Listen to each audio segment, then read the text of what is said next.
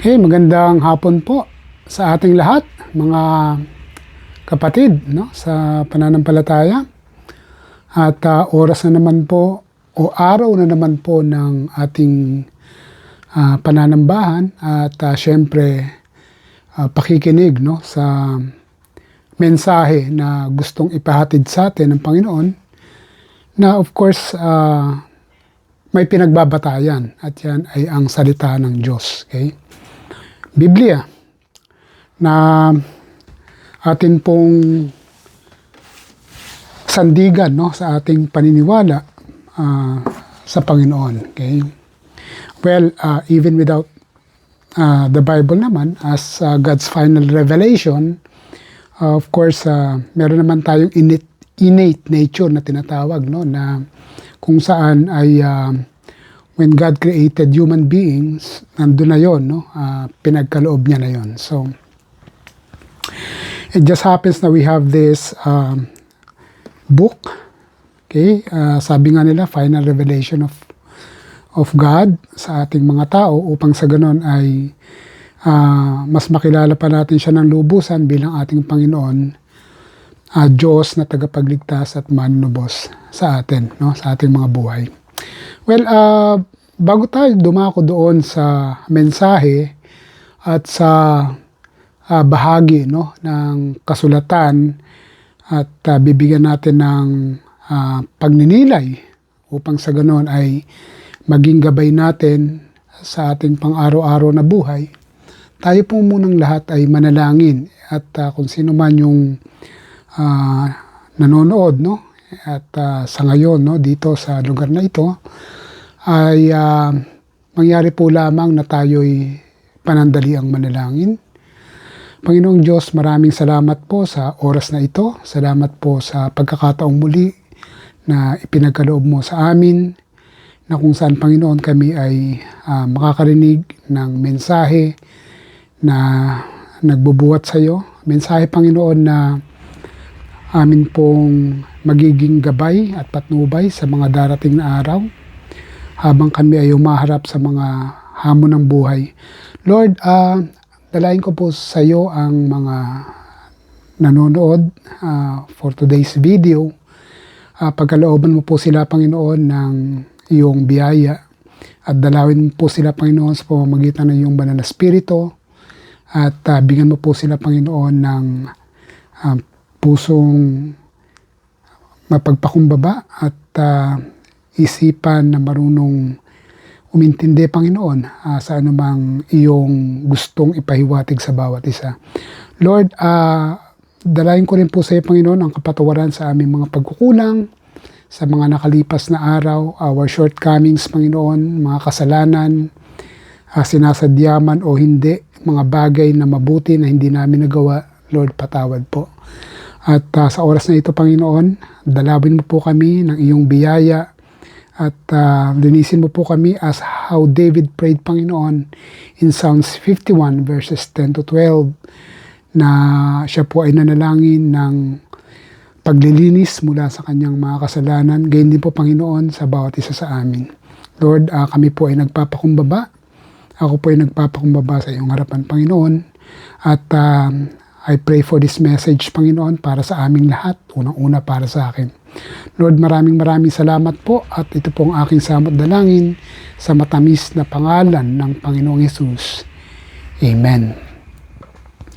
Well, marami pong mga pribilehiyo, no? When we talk about privileges, marami pong mga iba't ibang bagay, no, na kung saan may kukonsidera nating pribilehiyo, no?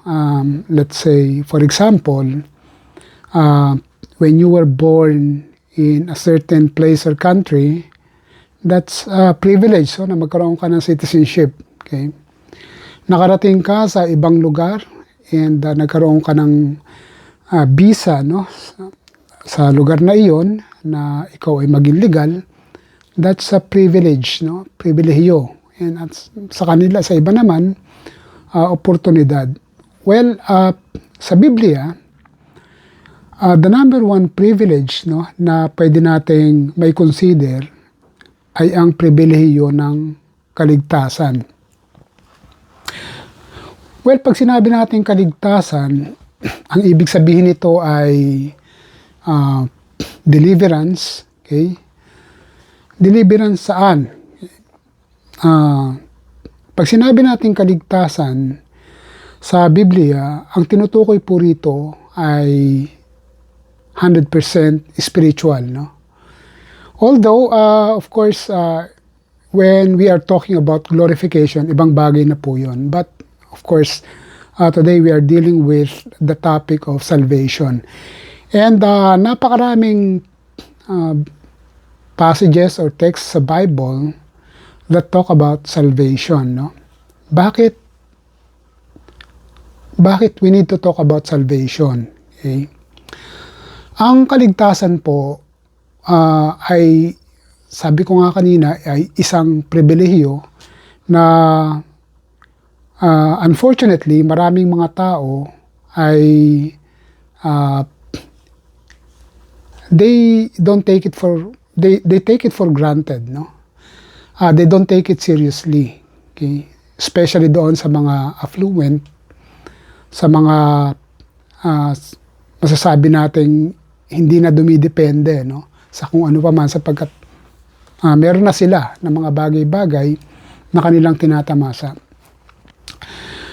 But sa Bible, no, dito, sa salita ng Panginoon, when we say salvation, of course, it talks about spiritual salvation, no? Deliverance. Bakit may salvation na binibigyan ng diin sa Bible? Well, kaya nga, no, nagkaroon tayo ng tagapagligtas, all because of the salvation that we need, no? Well, it's a common knowledge na ang tao mula pa nung panahon, no, na kung saan unang nilikha ng Panginoon Diyos at siya ay na-fall, yun nga yung unang tao, no, sa katauhan ni Adan at saka ni Eva. When they started to fall, no, yung inherited sin na tinatawag, yung minanang kasalanan ay nagpatuloy sa salinlahi, no, hanggang sa dumating sa punto na tayo na nga, no, yung nagkaroon ng ganong klaseng mana. Okay? Well, hindi lang inherited sin, no, at nanganak pa yon ng mga actual sins, no, yung mga kasalanan na nabanggit sa Biblia, particularly, no, sa libro ng Leviticus at sa Pentateuch, no, yung first 5 books of the Old Testament. Well, may mga bagay-bagay na inutos ang Panginoon, like for example, sa Exodus chapter 20, na kung saan doon natin mababasa yung 10 utos, no, 10 commandments, na of course very familiar, no, sa maraming tao, lalong-lalo na sa tradisyon ng Kristyanismo, Judaismo, at kahit na sa Islam, no. Well, they talk about sinning o commandments o utos na hindi dapat gawin, no, yung 10 utos na yun.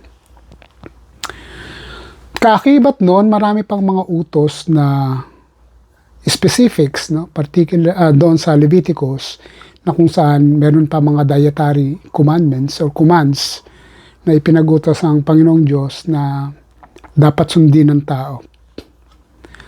Sa dami ng utos na yun, kahit na sa 10 utos man lamang, no,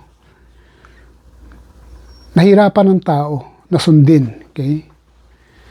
So, ang nangyari, dahil sa hindi masunod ng tao o nahihirapang sundin, no, ang kaligtasan o spiritual ay hindi naging matagumpay, no, doon sa lumang tipan. So, ibig sabihin, merong espasyo that divides, no, between God and human beings. So, nagpatuloy yun, no? Nagpatuloy hanggang dumating sa punto na kung saan ang pinakaparaan na lamang na magiging maayos, no, ang relasyon ng Panginoong Diyos sa tao ay ang sakripisyo na kanyang ibinigay sa pamamagitan ng kanyang anak, no, na si Kristo Jesus. Okay? Ulitin natin ulit, like what I said before, no, yung John 3:16, no, very common naman yan. Lalong-lalo na sa mga Kristiyano, for God so loved the world that He gave His only begotten Son, no, that whosoever believes in Him shall not perish but have everlasting life. Ko. The word perish there, no, yung hindi mapahamak o mapahamak, it talks about yung kahantungan ng tao. Okay?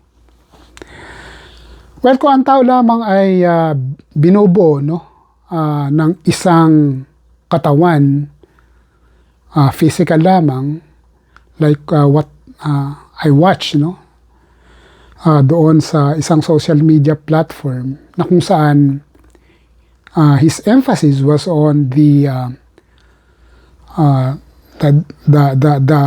final destiny of human being when he dies or she dies.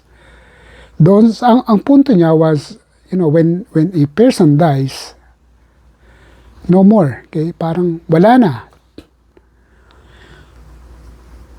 So sa puntong yon, no, he doesn't believe that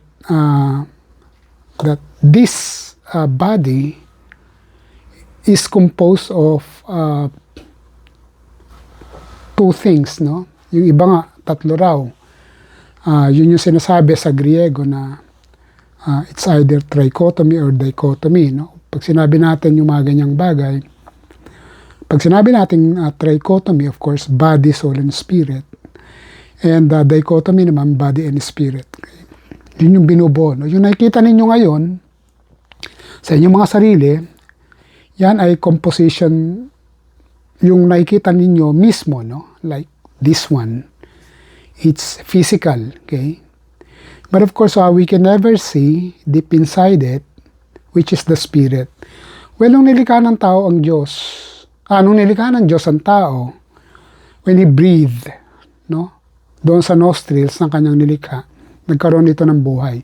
So, ibig sabihin, yung physical, when it is just physical, wala tong buhay. So, ang nagbibigay buhay dito is yung spirit na ipinagkaloob ng Diyos. So, when this physical body dies and it decays, of course, according to the belief of dichotomy, there is such a thing as a spirit na kung saan ito ay babalik, no, doon sa pinagmulan. So, yung napanood ko, no, he doesn't believe that way. So, pag namatay ang tao, wala na. But of course, ang pinagbabatayan natin is yung tradisyon, no, na kung saan ang tao ay composed of body and spirit.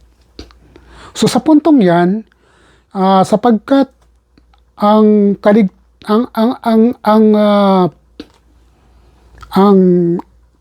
kaligtasan ay tumutukoy doon sa spiritual being. Okay? Of course, yung katawang lupa natin, it goes back, no, to earth, while the spirit goes back to the Creator. So unfortunately, nung nagkaroon nga ng kasalanan ng tao at yung inherited sin at nagpatuloy nanganak pa ng mga actual sins, tayo ay yung relasyon natin sa Diyos ay hindi naging maganda, at of course yun ang dahilan kaya tayo ay nahiwalay. And so commandments came, marami, no, 10 commandments and etc. Lahat yan nasa Leviticus. We failed, no, to do that. We failed to do all of them. Okay?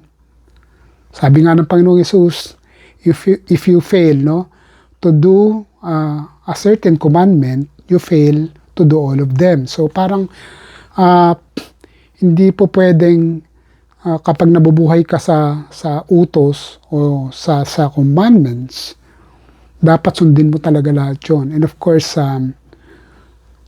only few could do that, no? Yun nga si Enoch, okay? And of course si Elijah, okay? But beyond those two, no, wala na, no? Lahat failures na. At dumating nga sa punto na okay, the Father, our God the Father, no, sent His Son into the world, not to condemn the world, but to save the world through Him. Okay? According to John 3:17.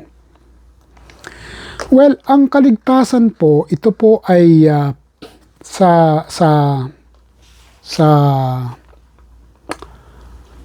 layman's term, ito po yung pagkakaayos, no, ng ating relasyon sa Panginoong Diyos. Okay?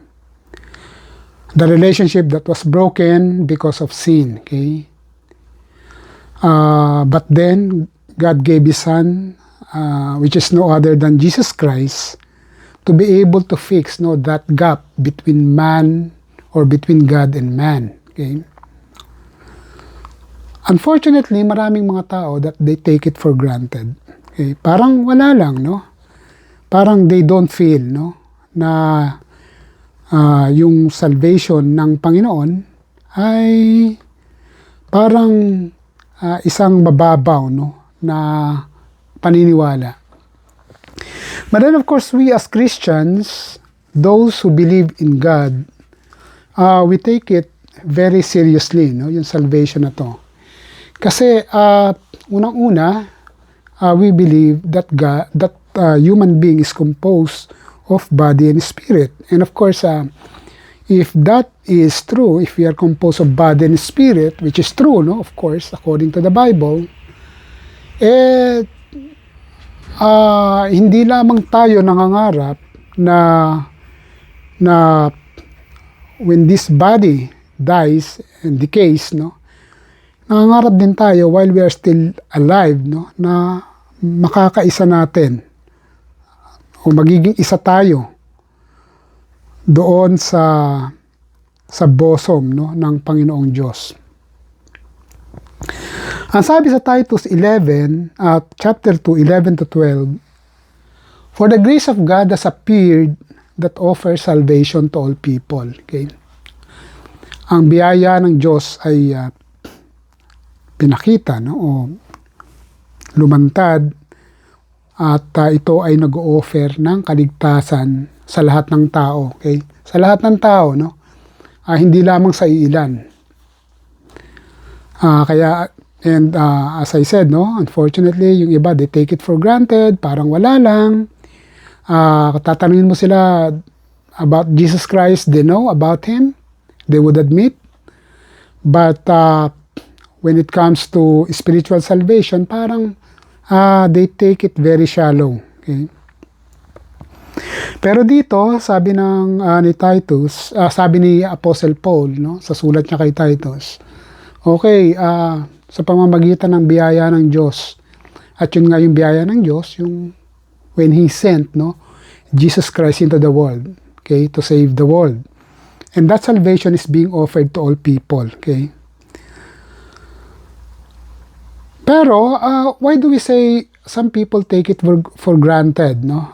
Kasi parang hindi sila ready, okay, na tanggapin, no, yung pagliligtas, yung ino-offer ng Panginoong Diyos na kaligtasan sa pamamagitan ni Kristo Jesus, sapagkat may mga kaakibat din itong mga sakripisyo. Madali naman sabihin, no? Sabi nga sa Romans 10:9, "If you declare with your mouth, Jesus is Lord, and believe in your heart that God raised him from the dead, you will be saved. Okay? So parang napakadali lang, napakasimple lang nung sinabing na yun ni Apostle Paul sa Romans, no? Pero hindi naman doon nagtatapos yun, no? If we are going to accept Jesus Christ, believe in Him as our God and personal Savior, we will be saved. Pero may karugtong ito, sabi ni Apostle Paul dito, it teaches us to say no to ungodliness and worldly passions, okay? Dito maraming kumbaga sa sasakyan, no, na fa-flat, okay? Sapagkat they don't take it in their heart, no? It teaches us to say no to ungodliness and worldly passions, okay? Sa pamamagitan ng biyaya ng Panginoon, inoffer niya yung kaligtasan para nang sa ganon yung gap between us and Him ay mawala.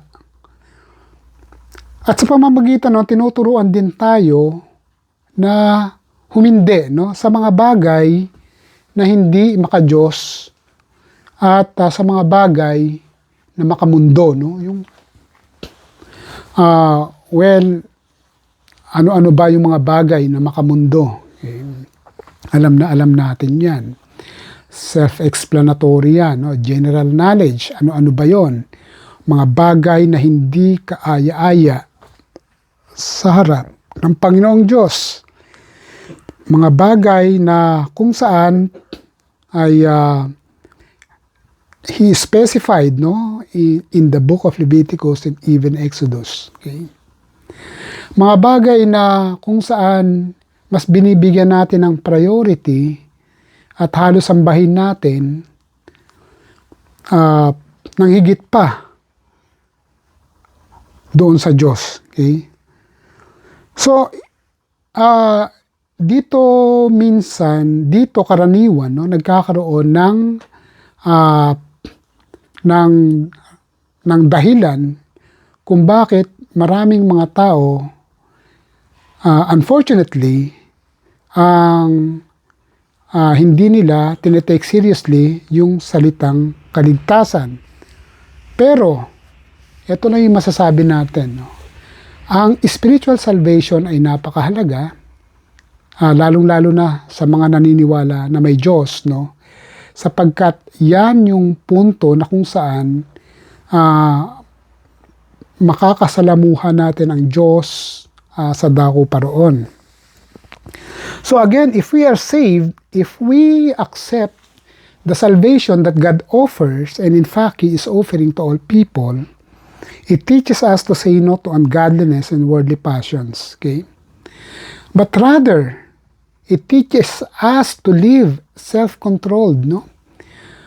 Kumbaga, kung dati ay marami tayong bisyo, of course, mga bisyo na hindi nakakalugod sa Diyos, mga bisyo na kung saan ay napapariwara tayo ang ating buhay, when we are saved, no, it teaches us to live self-control, no? Naiiwasan na natin yon. We learn how to control ourselves, yung mga bad behaviors na ganon, no? It teaches us to live upright, no? Yung matuwid, sapagkat yun naman yung kagustuhan, no, ng Panginoon sa ating buhay. Okay? Ang sabi ng ganon sa Hebrews 12:14, live at peace with all men and be holy. Without holiness, no man shall see the Lord. And of course, it teaches us to live godly lives in this present age, no? Yung buhay na maka-Diyos. Okay? Sa atin, no, sa Pilipinas, some people would say, no, na ang Pilipino ay maka-Diyos. Okay? All because almost 90% of the Philippine population, they consider themselves as Christians, no?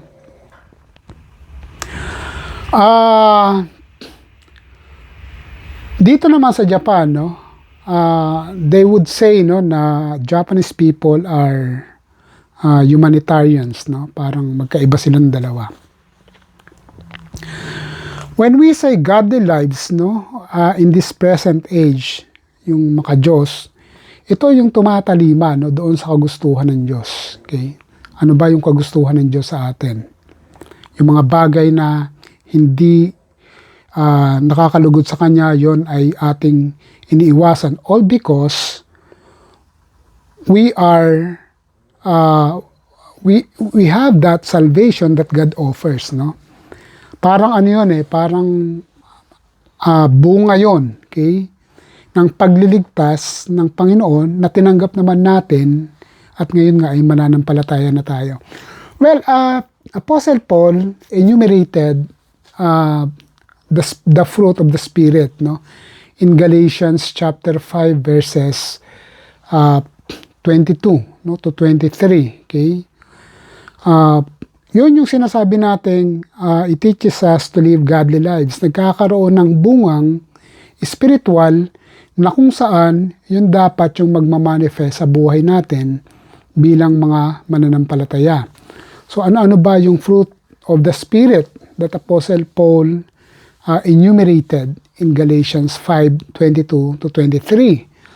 So ang sabing ganon, but the fruit of the Spirit is love, joy, peace, forbearance, kindness, goodness, faithfulness, gentleness, and self-control. Okay? At tinugtungan niya pa yun sa verse 24, against all this there is no law. O 23, no? And sa verse 24, ang sabing gano'n ni Apostle Paul, Galatians chapter 5 verse 24, those who believe in Christ,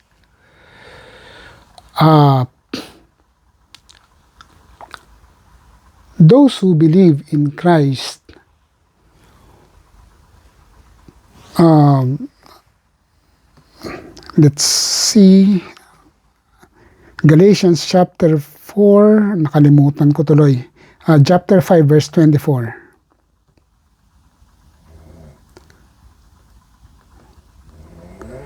Sabing ganon dito,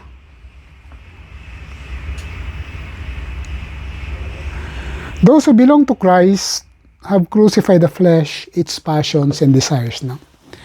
Those who belong to Christ have crucified the flesh, its passions and desires. Well, marami tayong mga bagay-bagay na gusto, no? O passion, worldly passions before.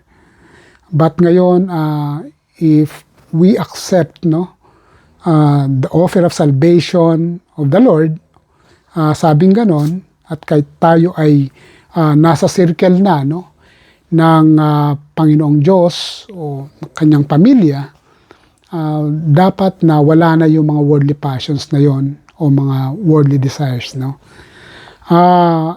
Bagkos, no, nandun na yung bunga ng Espiritu na dapat ay magmamanifest sa ating mga buhay.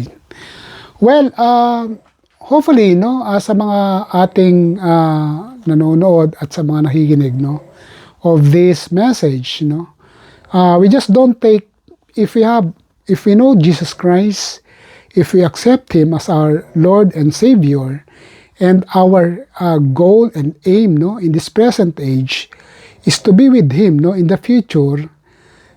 After this life, okay, I hope that that salvation that we receive, no, shall not be taken for granted. Instead, we have to take it seriously, okay? Sapagkat ang magiging bunga naman ito ay sa hinaharap, no? Of course, we cannot see it today, but we can see it, we can testify for it in the future. So, bago tayo magtapos, hinihiling ko lang na tayong lahat ay yumuko at manalangin. And of course, we have to reaffirm, no, yung pagtanggap natin sa Panginoon bilang ating Diyos na manunubos at tagapagligtas. Let us pray. Panginoong Diyos, maraming salamat po sa oras na ito. Salamat po sa iyong mensahe na kung saan, Panginoon, ay you help us realize the privilege of the salvation that you offer. Lord, thank you so much, and I pray for everyone. Bless them, O Lord, as whatever they do. At Lord, help us to take the salvation that you offer very, very seriously. Lord, maraming salamat, and we praise you. In the name of Jesus we pray. Amen. Amen.